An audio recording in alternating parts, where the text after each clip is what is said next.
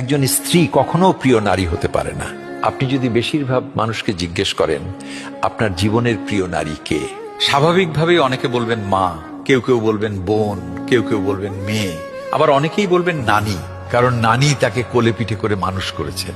কিন্তু আমি ভীষণ অবাক হই, এমন একজন মানুষও নেই যিনি বলবেন আমার জীবনের প্রিয় নারী আমার স্ত্রী।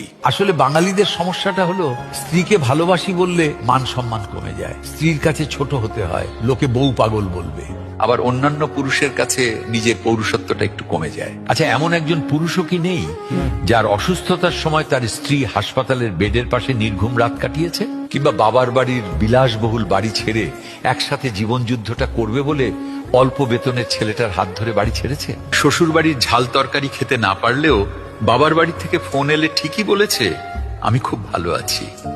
নাকি মায়ের হাতের রান্না, নিজের প্রিয় বিছানা, কিংবা ছোট থেকে বড় হয়ে ওঠা যেই বাড়িতে, সেই বাড়ি ছেড়ে আসাটা এতটাই সহজ?